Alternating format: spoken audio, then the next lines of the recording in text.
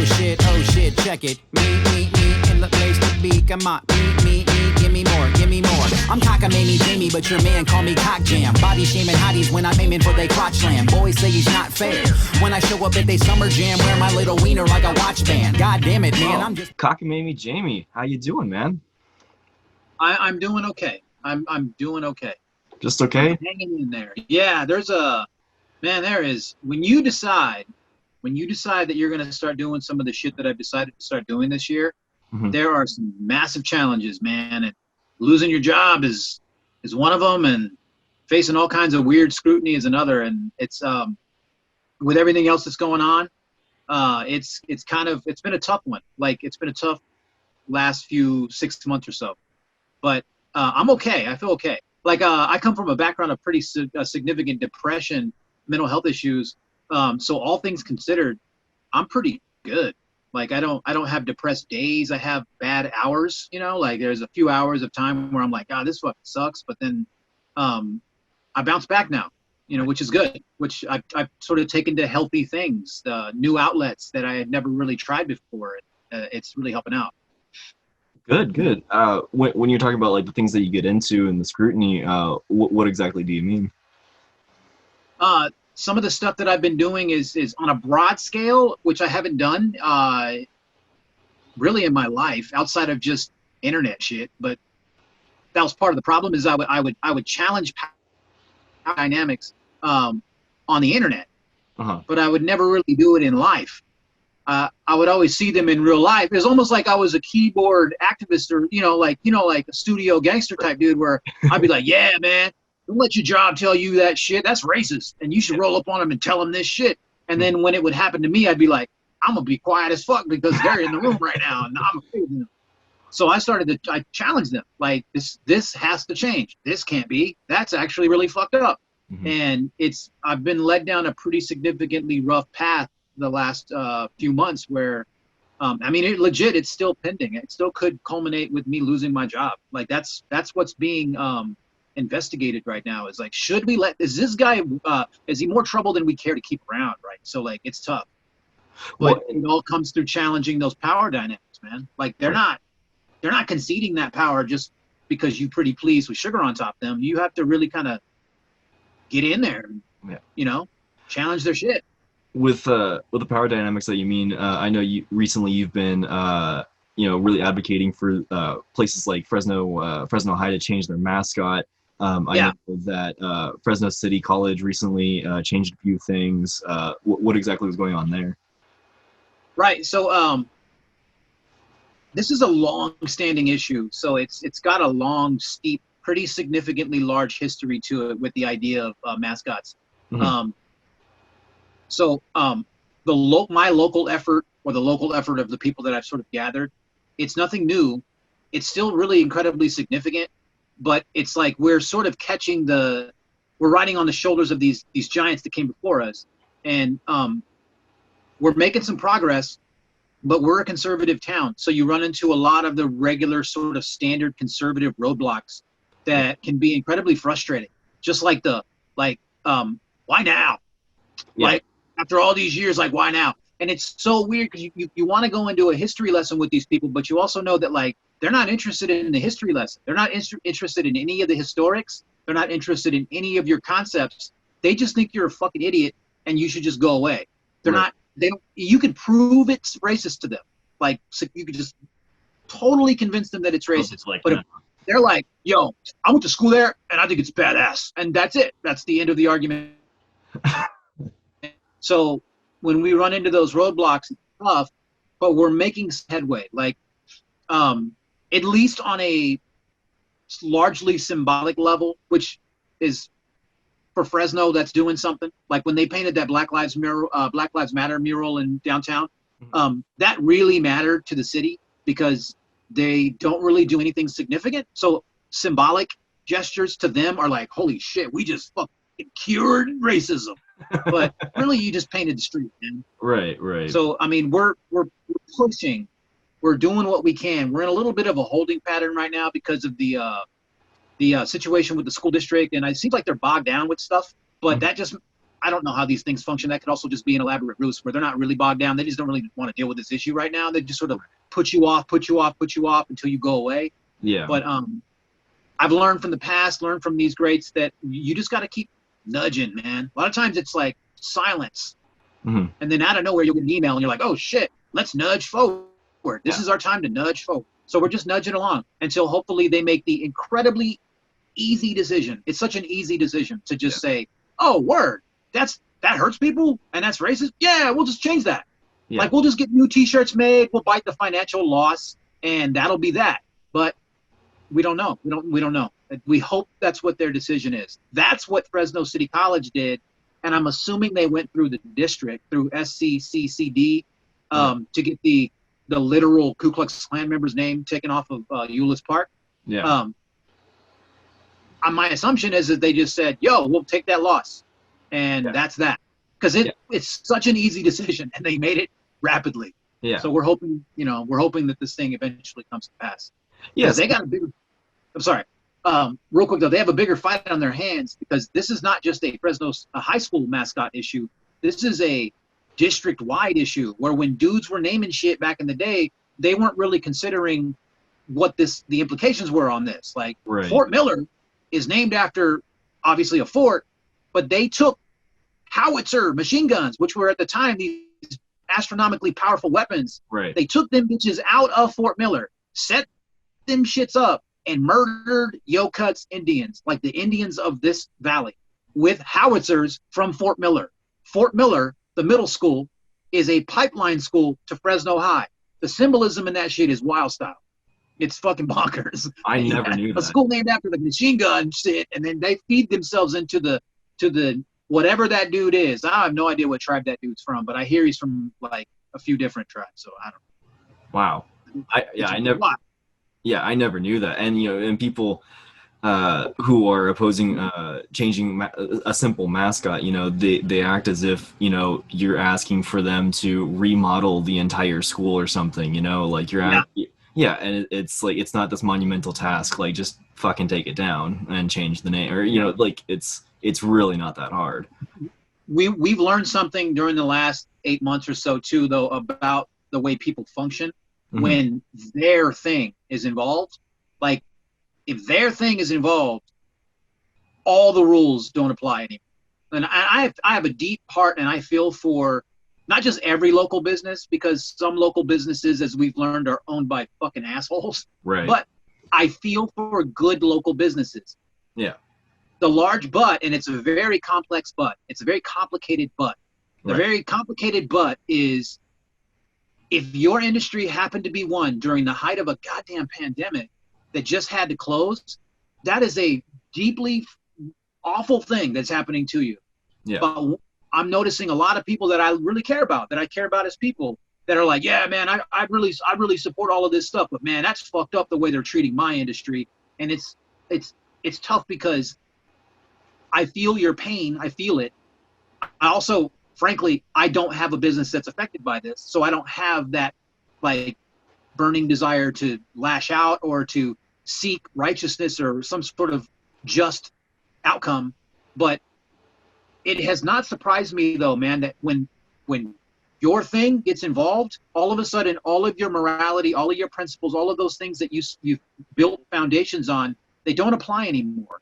And I think that's what we're dealing with the mascot issue, and frankly, any issue of merit comes down to somebody's gonna care if it's not their thing. Like it's easy for me to go, like I read some shit online where some dude was like, yo, I'll never shop at Patagonia after reading that those tags on the back of the shirts that say vote them out or vote the assholes out or some shit like that. Right. And it's like, you never shopped at Patagonia, so you don't have that's the easiest decision in the world. That's like me being like, yo, the Dodgers mad racist. Oh cool, I hate the Dodgers. It's easy for me to let them go. Right. There's no power in that. It's an easy decision to be made. And I think a lot of these things come down to that. Yeah, and a lot of people have been showing their true colors in the last 6 months anyways, and like you said, when like something that affects them is all of a sudden it's everything that surrounds it. And they can't seem to fathom other people's problems. It seems everyone's becoming very selfish in a little way. It sucks. Yeah. Yeah. But I mean, that's where we're at, and I understand these things, and I'm just doing my best to sort of not reconstruct, just sort of, I mean, here's the deal, and that's it. It's here. Let's figure it out now. You know, so I've done a lot of things where I'm not going to sit around and do what I would have done maybe 10 years ago, which is just sort of lie in it and can't do anything, and there it is. I've taken to things that I think are mentally healthy for me, that are like things that I'm not particularly good at, like just like raising plants and learning new recipes. Lately. Yeah, like, it's all of a sudden, like if you look at this year, you're like, this motherfucker is clearly a poser. He is. He just picked this shit up, and he's already using scientific terms for names and shit. But it's pretty fun. It's definitely therapeutic. There's a softness, a kindness to it that I really deeply need in my life right now, because most of my life seems to revolve around sort of rigidness and things of that nature that are not particularly fun. So being forced to sort of be delicate with something is I think it's deeply therapeutic for someone like me who has this gigantic crease in his forehead because he's always stressed out. So I think it's helpful. That's definitely good. I mean, do you have a plan in particular that's is like your prized one right now, or one that you love a little bit more than the rest? Yeah. Well, kind of. It fluctuates. It's one of them deals where when you get a new one, all of a sudden you're like, yo, this thing is shit. Yeah. I'm a little bit faded on this mimosa right now, so I can't remember the name of it. But I posted a photo of it. It's big and gaudy and it stretches out. And I declared it the new love of my life because it was so dope when I first got it. These gigantic, beautiful red stems and these fucking flamboyant, like, leaves that are popping out of it. And it's just dope. But it's sort of in the way of things, so it's not as dope as it used to be. Because I'm still a petty piece of shit. At the end. It's a pretty piece of shit. I love that. It's I'm always like swerving around it. I've also been seeing you post some freestyles recently. Are you working on new music, or is that just you having fun? What you doing? You know, it's a combination of things. I try the Orca. The last album that I made was Orca, and I poured so much of myself into that. Like in that way that you hear about artists pouring themselves into it, where I gave everything that I had. I remember DJ Timmy Blue. We've been friends for the longest time. The longest friend that I have, that dude. Great. We were roommates. We were roommates during the initial inception of that project. And I remember one time one of his friends came over to the house, and I was trying to like conjure up ideas and write. And I remember just getting frustrated that they were out there, and like I couldn't be out there with them because I was so focused on pouring myself into this. And then I became frustrated because they were having fun. And, you start doing these irrational things. Right. And so, like, I put a lot of energy into that thing, and then I dropped it, and everyone was like, what the fuck is this? And I was like, amazing record. Oh, shit. Yeah. I'm like, I'm not Morrissey. I'm pretending that I'm Morrissey. And they're like, oh, okay, I guess that makes sense. But you're robbing a bank? Yeah. Like, so it just was a lot of explaining. It was a lot of like, see, in this one, Boney is actually like controlling me through the dark arts, and I don't actually exist. And they're like, cool, man, do your shit. So there was not a lot of easily sort of accessible stuff there. I'm not even saying it was over people's heads. I'm just saying I got on some kind of trip where I just left a dense imprint in the dirt, and people were like, what the fuck is that? And that's what Orca was, man. So I'm making this next project a little more accessible if I can. Okay. By going back to something that I swore off prior to the Argyle Pimps stuff. I followed Boney's vision on the Argyle Pimps. I was like, let's go, let's do this thing. But it coincided with me sort of shedding the old skin of what I used to call raps, which were like where you would do these sort of like big braggadocionic sort of ballsy raps that were like, a lot of times you're like, you bitch, you don't want none of this shit. And you're always talking to this that's not a real person. It's just anybody. Like anybody that wants it can come get it. Yeah. And you would usually say you a lot. Like, you busters don't want this shit. And it's like, who are you talking about? Nobody in particular, man. Everybody. I'm just talking about all of them. And I'm sort of having a good time going back to that, melding that with a lot of the sort of quirky shit that I picked up along the way, where I just became sort of a snarky asshole character. And I like the way that feels. I like the way those shoes fit on me as far as creative shit is concerned. So I thought, let's meld the two. Let's give them the big over-the-top braggadocio shit mixed with some of the quirky shit and see how it goes. But also don't sweat it so much, because I sweated Orca so damn much that the very first song I wrote for this project, right now I'm calling it Wingspan, which is sort of just a play on the idea that I'm just a giant fucking pterodactyl and shit. I'm like, look at that motherfucker's wingspan. Jesus Christ. Like, so it's sort of playing on that idea that I'm big, large, and you don't want none. So we'll see how it goes. That's fucking... Because people want some, and they could get some. I mean, that's like, they can get some in the right there. They can get some in the you don't want none, and they can also get some where it's like, and they can just take whatever they want. Because I'm just a regular dude, man. Just a regular dude that raps. There's some really entertaining videos of you back in the day with Argyle Pimps. How would you explain Argyle Pimps to somebody who's not familiar? I'm trying to think of the line, man. Oh God, Boney had a line. Boney had so many damn raps, so many damn throwaway raps that I would cobble together through. Like, he would lose them, be like, oh man, I don't know if I have that rap anymore. I'd be like, oh, I got it. It's in my email. It's in my nomadic242 at yahoo.com email account. And I would go find it, and I'd be like, here it is. And he would be, and he almost seemed not disappointed, but he would have an interest in it from like an anthropological perspective, where he's like, oh, look, there's that thing that you excavated.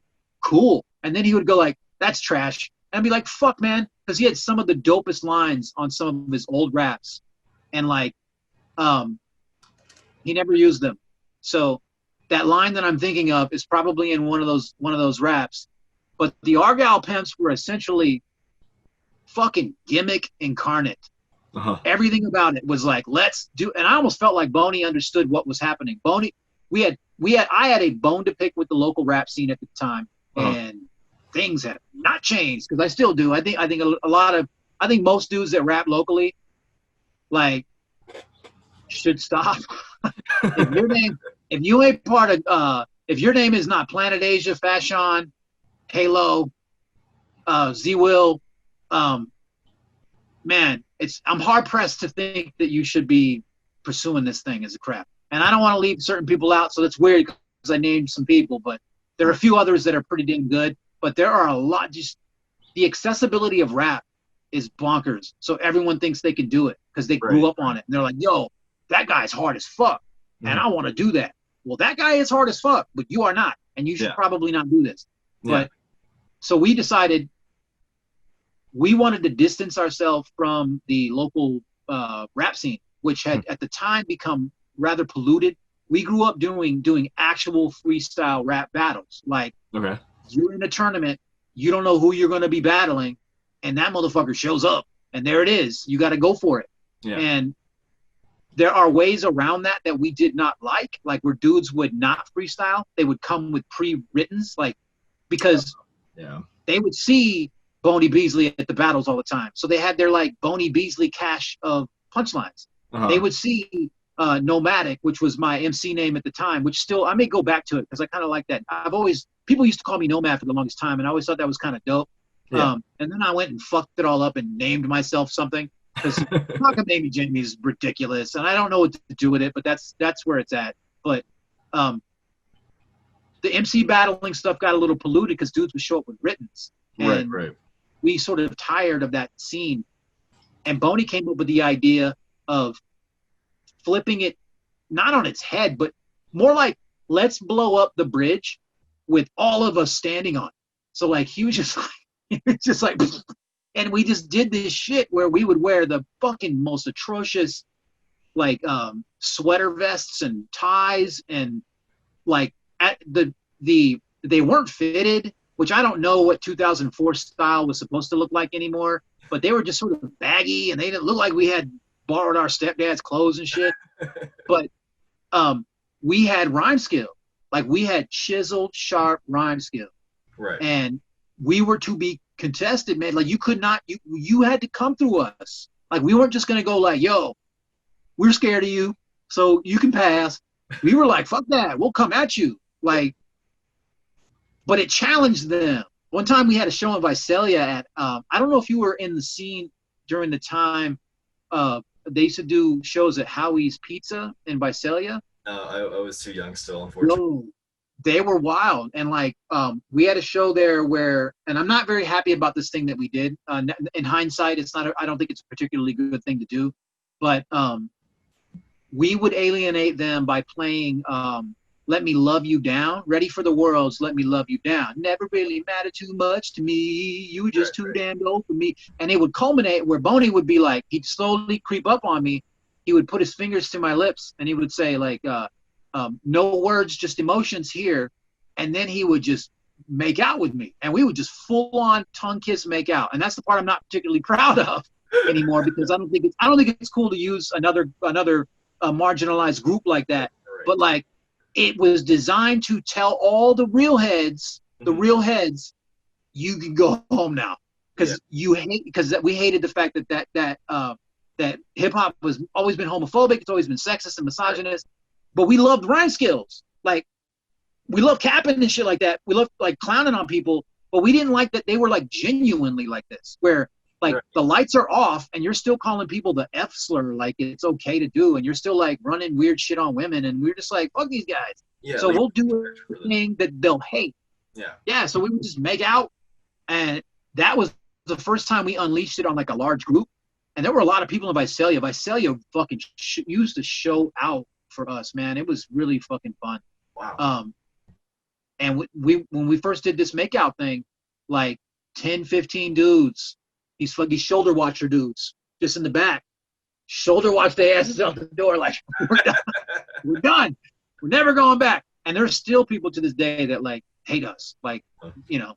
So they have very good reasons to hate us too. I mean, we were antagonistic on purpose. We were neener.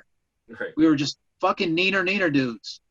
But I mean, like, it was also like having fun with it, you know. And I think a lot of people were, you know, maybe just took it a little bit too seriously. And like you said, like, it wasn't those sort of lyrics weren't a character for them. Like, they were really about being misogynistic and homophobic and everything like that. Yeah. So I mean, you probably chased out some shitty people, so that's good.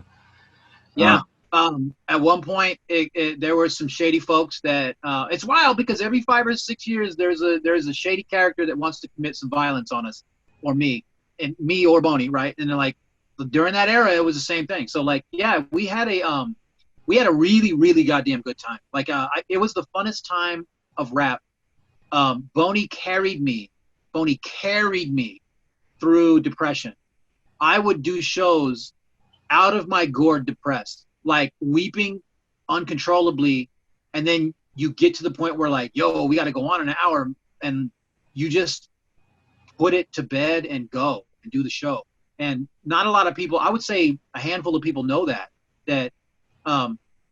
Boney had a lot of shit going on in his life. I had a lot of shit going on in my life, and we always seemed to be on two separate frontage roads emotionally, where damn, we could see the interstate, like if we could just get on it together. Because Boney's shit was always rooted in like group home dynamics and mad distance from humanity shit. My shit was rooted in like just fucking deep, ugly identity issues. So we always just seemed to be, we could see each other, and he would come over and help me out, but we never seemed to get on the damn interstate together emotionally. So it was a little bit of a tough ride for a while, but it was absolutely fun, because when we did those shows, it was always absolutely exploratory stuff. Like, we didn't practice. One of Boney's lines is like that he had in those raps that he forgets is like, shows do not pay us and we do not practice. And I remember he used to say it so snarky, the part about, and we do not practice, because the thing that you're watching, we didn't rehearse that shit. We would always just be like, yo, let's go, and we just do shit. Yeah. And then it became part of the set, and then over time you'd meld another piece, and then another piece, and another piece, and before you knew it, you had like this cool set, you know. Mad fun. Like freestyle is fucking magic. It's absolute magic. And these buster ass MCs, man, that are not freestyling, god damn it, man, they're missing out on real deal magic. Like the magic of fucking art is right there. If you would just open your mouth and say something off the top, like you may fail miserably 90% of the time, but one day you will run into something that is like, holy shit, I just said those words off the top of my brain. And it's the most magical fucking feeling in the world. Performance, same thing, where you just go up there and you just start doing shit. And it's dope. Sounds amazing and therapeutic at the same time. It's really, it's a cathartic experience, man. It feels really good to figure out something in the moment with all of that danger in front of you, which is a Fresno Central Valley crowd that will stare at you just if you're not doing it. So you go it's a lot of pressure.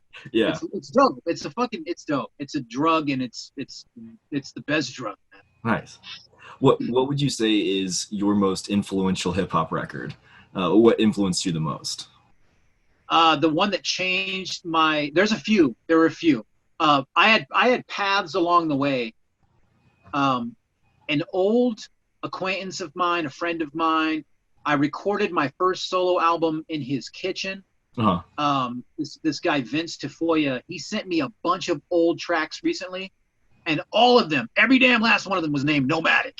There's like 30 of them, and they're all named Nomadic. So like it was like opening these not presents, but like almost like re-gifted presents that you gave to someone. Right? So you're like I know everything that's going to be in these boxes, but I don't know what is in the boxes. So you're opening the box and they're like, oh shit, this is the era where I used to be absolutely ashamed of my voice. And this is the era where Timmy, DJ Timmy Blue, he had to carry me out of this. Like I've had a lot of people carry me out of like doldrums, man, where I wanted to quit. And Timmy carried me through the phase where I didn't want to use my voice. I always thought my voice was too high-pitched and nerdy, like it wasn't cool. I didn't have a cool guy voice. So I would do things to my voice. Like in this particular iteration, I would do like a rap voice, like a rap twang. I grew up on West Coast rap, like DJ Quick, E40, all the shit like that. So I had this song came on, it's like, you better recognize game when it's thrown up in your frame. And I was like, what the fuck? And that's me rapping like that. And I was like, oh shit. I used to go through a period where I essentially did a really, frankly, a culturally insensitive thing, like rap like a black guy, like Black Ease sort of idea. And that's a timeline that I get to look at and be like, yo, at one point you were a buster doing some buster ass shit. And there you go. You have a foggy demo that will live on for you, like this really shitty, lyrically bad demo that you can listen to. It's awful. There's so much awful shit on there. But so like early on, DJ Quick's Safe and Sound album was a massive influence. That was his 95 album right before the one that people really seem to like. And you're what, 30? I'm turning 30 this year, yeah. Yeah. Like people tend to get their inception into DJ Quick catalog with Rhythmalism, which is interesting because that was like when I fell off. Safe and Sound was Quick's great, to me, his best project, where he sort of put himself out there musically. He put himself out there as a Blood gang member, like really heavy for the first time. Right. And I just thought musically it was so dope. It had one of the coldest diss tracks of all time, Dollars and Cents. And I just thought that dude's voice sounds a lot like mine. Like he's got sort of that high pitched shit, and he is so goddamn confident in that voice. I need that. So I would sort of try to emulate that. And that's where I got the stupid twang, right? Because you fuck up when you emulate sometimes. Like, your kid brother's like gonna redo the Ninja Turtles, and he redoes the Ninja Turtles, and that shit looks just broke as fuck. Yeah. So there was a lot of that. Yeah. And then I started getting into more of like, I guess, the conscious hip hop, and Black Star's album, which their only album, the 98 album, Black Star or whatever. Again, similarly, because I thought, well, Mos Def has a thing that I would like to tap into, which is like using your voice as harmonious as I can without fucking it up. And I really dug Kweli's sort of New York-based lyrical sensibilities, where he was mad dense a lot of the times, but also like sort of coming at you. Like he would come at you with some cutthroat type shit. But most of that would sort of like bond the whole thing together with his genius harmonies and his understanding of how to like I don't know, his understanding of just being a pro, you know? Yeah. Nice. But yeah, those are the two pivotal albums for me. Pretty massively pivotal. Both amazing records. And vastly different. Like, I mean, completely different, you know? Yeah. A while back, you and I were at a show. I don't remember what show it was, but you and I were talking about like your love of like the outrageous. I really feel like you show off your love of the outrageous in your video Leg Drop. Also in that video you have it's like a wall of collectibles, a wall of action figures. Is there a particular action figure out there that's like your prized item on that wall? I think if I lean back, there we go. It's very small. It's very small. It's right about there. It's the movie Day of the Dead is my favorite movie. I first saw it I can't remember the date offhand, but I don't know if anybody there or if you remember the show Too Close for Comfort. I think I know it. I think he's a dude. He was like a puppeteer. He had the little puppet thing. I think it was a cow. Okay, then I know this one. Yeah. Yeah, his name is an actor. It's an actor named Ted Knight, and it's the day that he died. I remember my friend Kenny's mom rented at an old VHS store, because I grew up during the VHS era where you just get to go to the video store and look at all the covers and like pick the wildest one and go home, and usually it sucked, but like every once in a while you run into something dope. Yeah. Kenny and his mom went and they got Day of the Dead and a bunch of other movies, but Day of the Dead really stood out. And I remember we stood up and we army saluted Ted Knight because he was crossing over, or he had crossed over to the next plane. Right. And so that's how I at least I can date the first time I saw my favorite movie. So I over the years I decided I'm gonna be a full-on dorky ass old man and buy back all of my childhood. So one of the things I did was I bought this bust, this Day of the Dead Bub. Bub is the character's name. Right. A bust, and it's heavy and expensive, and it's just fucking ridiculous. It's the dumbest thing I think I've purchased with collectible money. Like I'll buy stuff like a box set Blu-ray thing, but that has a lot of value to it. Like you can you get through the commentaries, the special features, the movie over and over again. The Bub bust behind me, that's just like, yo, there it is. That's it, man. It's there.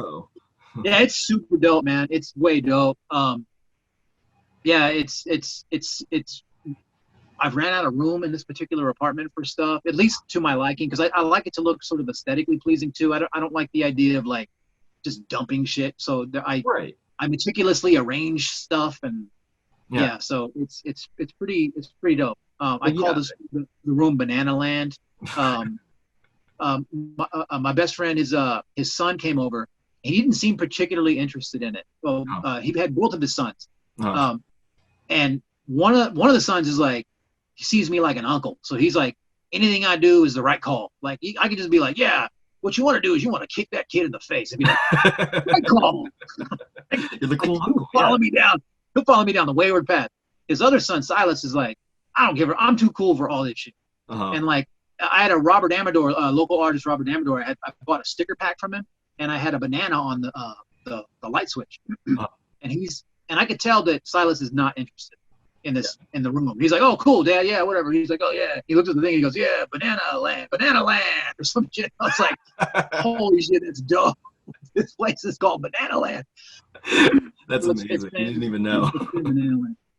It's one of those deals that, like, I obviously suck at naming things. So, like, it's one of those things where when he said that, I was like, oh my God, I had nothing to do with naming this. And that's dope, because it's I'm going to like it now. Because I didn't name it. Yeah. So I've always thought Banana Land is cool. Oh, you're actually really good at naming things. I mean, like earlier you were talking about Wingspan, and like your explanation for it's amazing. Like that's a great name. So that was that was an accident. The very first time I recorded the verses from the song, the actual track Orca, there was a kid, I can't think of his name, and that sucks because he's a good kid. He's out of Orange County, and he's like, yo, I want you to be on my record. And he called the track Korean Jesus. And he was like, bring the bars. And I was like, okay, I'll see what I can do. And at the time, I had not been writing. It was just sort of, fuck. I was a little like, not scared by it, but I was like, I don't want to be whacked. Nobody wants to be whacked. Right. So I put those verses together, and the verses that made it on Orca are those verses. But at the end of that song, I started to sort of like freestyle riff like a hook type of thing. And one of the things that came out of my mouth was I just kept saying like, this is my wingspan. Like, check out my wingspan. And I was like, damn, that's kind of a cold-blooded thing to say to somebody. Like instead of saying, yo, check out how dope I am, just like, watch me fly over your town. Yeah, like, yeah. Jesus Christ. Yeah. So it was like, and it kind of kept the theme-wise of the last album a little bit, where it's like, if that giant creature didn't get you, this one will. Like, it's sort of creating this mythology of like these, like Godzilla versus King Ghidorah or something, like these two beasts that may one day face each other, or wingspan or whatever. But we'll see. I have enough to finish the project right now. I just don't know if I am good on it. Like I want it to be something that it's weird. I don't want to overthink it, but I'm overthinking it while I'm not overthinking it. So it's just been to bed. Like, I've recorded a lot of it and as soon as I recorded it, I put it out. And that's something I've never done. And what I thought about was, okay, what was your biggest concern? One of the biggest concerns I had about Orca was that nobody listened to it. So I thought, well, if nobody's going to listen to your shit, then you could just put it out in advance. Right. And if no one's listening, so who fucking cares anyway? And it gives the 5 people that give a damn, because there are a couple people in the UK.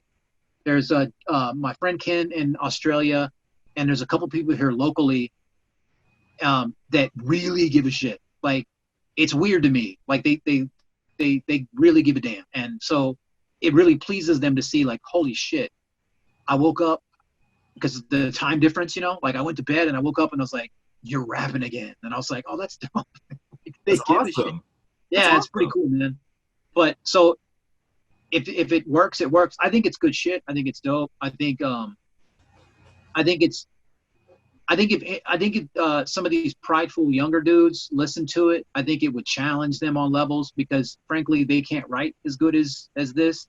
And I'm a student of Boney Beasley when it comes to writing, about how to frame rhythms and do it the right way, and not settle, not be done if it ain't done. Like, don't go, oh yeah, that's done because it's 16. Yeah, it's 16, but you have to edit.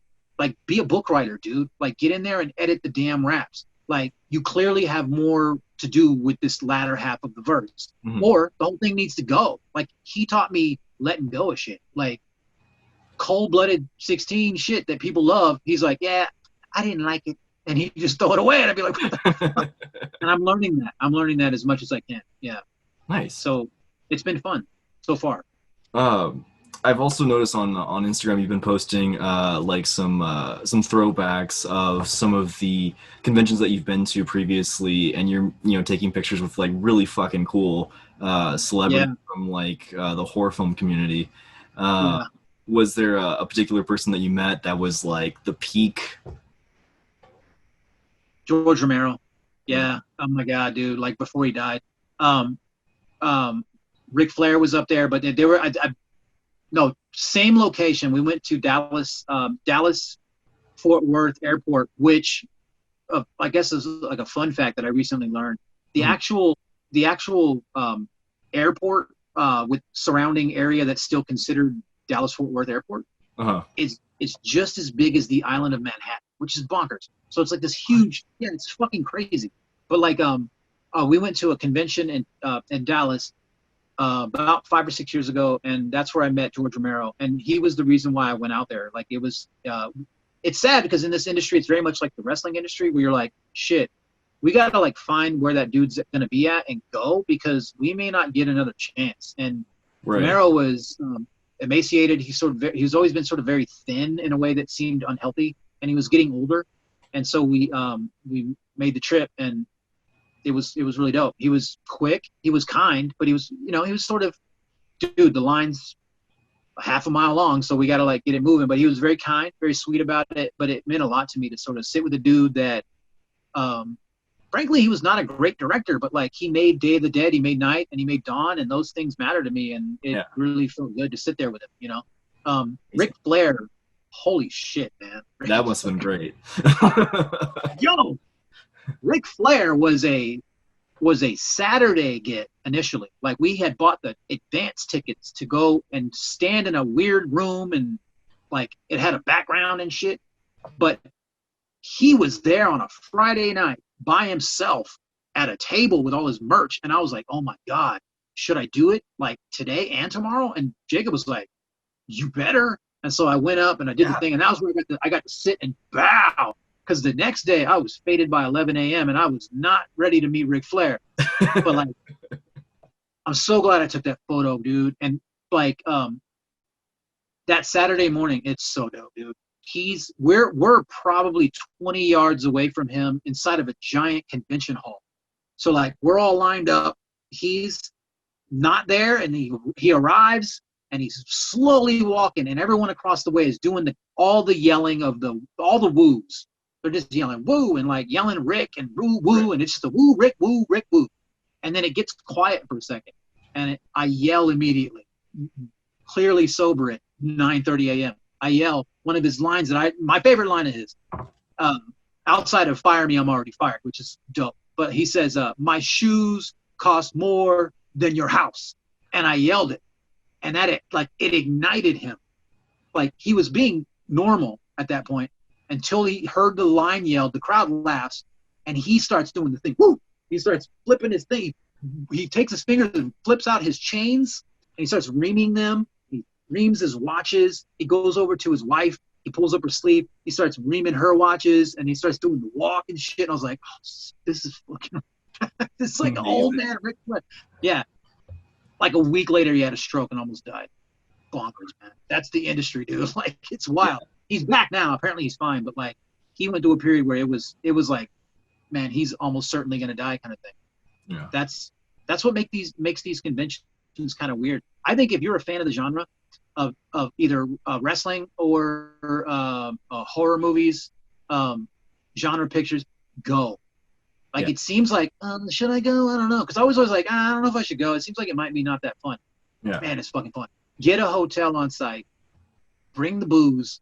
Walk around like a fucking weirdo. And it's such great community there, too. It's wild. It's so weird to me. My girlfriend went to a couple of them before she realized, like, these are whack. Like, she's not really like, she would always talk about the idea that, like, there's a good sense of community there. Like, everyone seems to get along. No one bickers. There's no weird, like, oh, you're in my way. Everyone just gets along. It's dope. It's really, it's so damn cool, man. I miss them.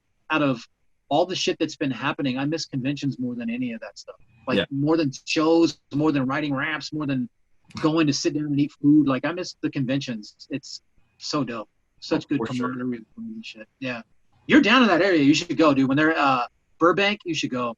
If you're into it. I don't even know if you're into it, though. If you're not into it, fuck it. Don't go. My dad's really into like G.I. Joes, like collectibles, and so he'll go to stuff in Pasadena. And so whenever he goes there, I'll be like, all right, cool, come and hang out. And show your dad my Cobra Commander. Have you shown that? I think I actually have shown him that picture, and he just sits there. He's like, wow, because it's the one with the silver mask and everything. Like, I've never seen that anywhere else. Man. That purchase was that's the hardest Halloween costume of all fucking time. Like, I remember what year that was. That was you pulled up to like Strummers, and then like I remember like I walked outside and I saw you. I was like, holy fuck. It's the helmet. The helmet is what shines. You're like, what? This helmet is fucking bonkers, man. Yeah. I will wear that thing till I'm 80 because I put so much money into it. And I used to always sort of laugh at people who would put money into Halloween costumes, like big money. I'd be like, damn, that's wild. You only get that for like 5 hours or whatever. And I'm realizing, no, I'm gonna bang this out like repeatedly. I don't give a shit. Everyone around town's like, yo, why do you wear that every year? Because it costs me so much money and it's dope. Look at the photos of it. All right, well, I I got one last question for you. Yeah. If there was one wrestler you could get in the ring with, who would it be? Man, I don't want to say Rick. It's got to be Rick, though, dude. Like, just to watch him do all the heel work that he would do, all the silliness, because he would, aside from the nut shot, because he's always known for giving you nut shots. Right. He would sell for you. Maybe Heartbreak Kid, maybe Shawn Michaels, because Shawn Michaels would sell for you. Maybe Hulk Hogan, because you would lose and it wouldn't be that painful because his moveset is kind of whack. But you would also get the satisfaction of having him drop the leg on you, which is kind of dope. And then you could lay there and watch him do the whole fucking business on you. Yeah, I think it'd be kind of dope. Nice. There are some dudes I would not want to. I would not want to get in the ring with Goldberg. That fool would literally kill you, because he can't protect anybody. Like, Brock Lesnar may hurt you. Like, I'm not interested in getting hurt. I'm interested in the idea of doing some fun shit. Yeah. Yo, with I don't think he goes by Will the Beast anymore, but one of his old personas was Will the Beast. He did that thing at Strummers. And I got an opportunity to hit somebody with a chair at a wrestling event. And I watched the video, and I will never not be disappointed in how soft I hit that guy with the chair. And he said, he looked me in my eyes, and he said, "I want you to kill me. Kill me with the chair." And I was like, "I'll kill you with the chair." I was just so nervous about it because, like, I don't want this fool to get CTE. I know he's a dude that wants to do this, but you're also just a dude, man. You're a dude that's doing this moonlighting. You're moonlighting. I don't want to kill you with the chair, but I wish I would have killed you with that chair because the video sucks, man. Yeah. It's so soft, and I wish I would have murdered that man with the chair. Well, Will's got a Blacklist Pro Wrestling now. And they do really cool events in Fresno, and the Strummers ones are always fun because the ring is 5 feet, not even 5 feet in front of you, and you're just standing there with your beer. And one of my favorite memories from one of those was when there was one guy, he gets up, one of the wrestlers gets to my friend Nick next to me, and he's like, "Can I borrow this?" and like grabs his beer and then like throws the beer into the other wrestler's face and like throws him. I was just like, this is the greatest thing of all time. Like, I thought it functions really well in that venue.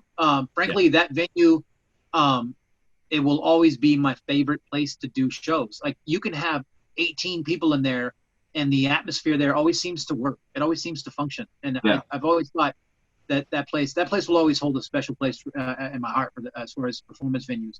And the wrestling thing really works in there, just by virtue of how claustrophobic it feels. So you're watching a dude on the top rope, and you're like, how's he going to do this? And when he hits the ground, you feel like, oh, this works. This functions. This is dope shit. It's amazing. Yeah. All right. Well, I really appreciate you coming on and talking with me. Anything else you want to plug? Anything coming up? I hope you die in a car crash. No, I got nothing, man. If something comes up, I'll drop it by. I'm doing all right, man. I got like most of these projects coming up, and I'm just trying to keep busy with good life shit. That's good. That's good to do right now. Recipes. If I get some hot recipes, man, because I've been coming up with some shit. I'm like, let's go. Nice. What have you been cooking lately? The 4. I've locked in 4. I locked in a solid chili verde.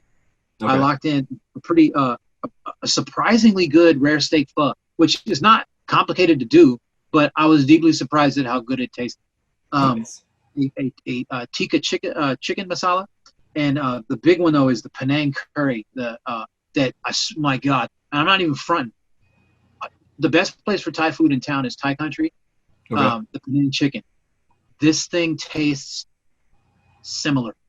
That's what I'll say. It's so similar that it's tripping me out how similar it is to Thai Country's Penang chicken. And it's fun because I get to make things that your brain, you're like, what do I like in town? Right. All right, I'm gonna try to make that. So that's sort of what it's been. I've also colossally fucked up like 5 recipes, but whatever. You just keep doing it, So nice. Yeah. Awesome, man. Well, it was good talking to you. Hopefully we'll talk again soon. And take it easy. Bye. Bye. Thank you guys so much for watching. Please check out all the links below for Cockamamie Jamie, as well as RAD Music. We have some merch available left at our store on Bandcamp, and feel free to give us a like and subscribe.